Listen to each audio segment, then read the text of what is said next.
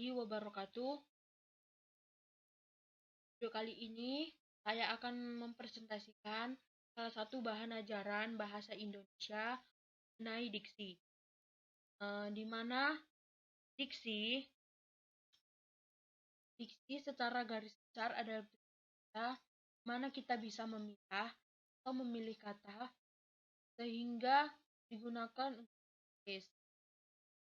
Dalam KBBI, Kamus Besar Bahasa Indonesia, diksi adalah pilihan kata yang tepat dan selaras dalam penggunaannya untuk menggunakan ide atau gagasan sehingga diperoleh efek-efek tertentu seperti yang kita harapkan.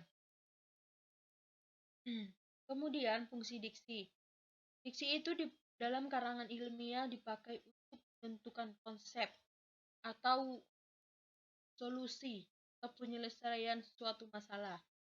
Di mana fungsi diksi itu ada 6. Yang pertama, melambangkan gagasan yang diekspresikan secara verbal. Yang kedua, membentuk gaya ekspresi yang tepat. Yang ketiga, menciptakan komunikasi yang baik dan benar. Yang keempat, mengefektifkan pencapaian target berkomunikasi. Yang kelima, memecahkan masalah pemahaman. Yang keenam, mencegah perbedaan penafsiran. Selanjutnya yaitu syarat-syarat pilihan kata. Mana dalam pilihan kata itu mempunyai 3 syarat, yaitu ketetapan, kecermatan, dan kesesuaian. Mana dalam ketetapan itu mempunyai 3 bagian, yaitu kepada siapa. Dalam pemilihan kata itu, ketika kita berbicara itu kepada siapa, kepada orang tua atau kepada teman. Kedua, di mana? Dalam pemilihan kata itu atau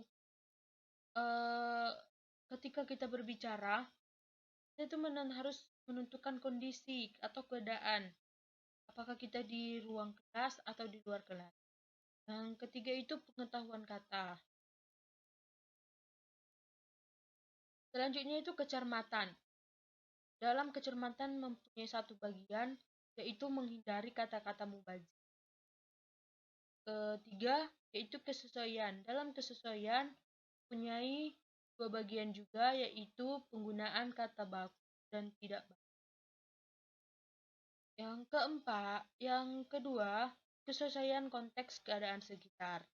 Jadi, dalam kita berbicara, itu harus memiliki etika berbicara juga.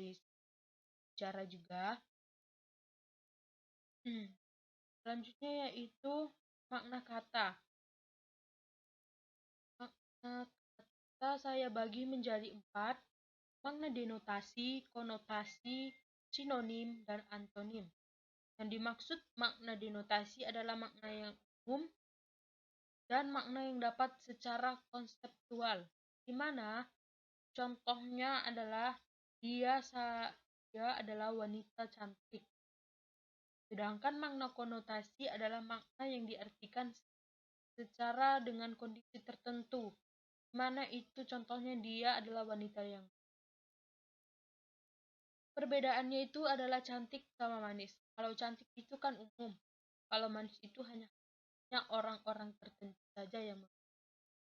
Kemudian makna sinonim. Makna sinonim adalah makna yang sama tapi bentuknya itu berbeda.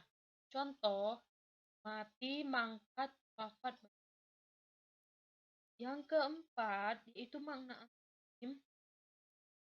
Makna antonim itu adalah makna yang berlawanan. Mana contohnya itu besar, kecil, gemuk, kurus. Selanjutnya yaitu makna kata abstrak dan konkret. Ya, kita udah tahu ya kan, abstrak itu lisan, sedangkan konkret itu nyata. Contohnya abstrak, gagasan, saran. Itu kan tidak nyata sih. Sedangkan yang konkret, yang nyata itu mobil, meja, kursi, dan lain-lain. Yang kemudian ruang lingkup. Ruang lingkup terbagi 2, yaitu umum, khusus. Di mana kata umum dan kata khusus itu eh, tetapi apa ya, satu tujuan gitu, tapi dia itu memiliki kata-kata yang banyak. Contohnya itu melihat, khususnya itu melotot, menirik, ngintip, menatap, memandang. Itu kedua jatuh, terpeleset, terjangkal, dan terkecil. Jadi pemilihan kata itu kita bisa memilih atau memilih kata yang tepat dalam pembicaraan kita atau sekian dan terima kasih. Semoga bermanfaat bagi kita semua. Assalamualaikum warahmatullahi wabarakatuh.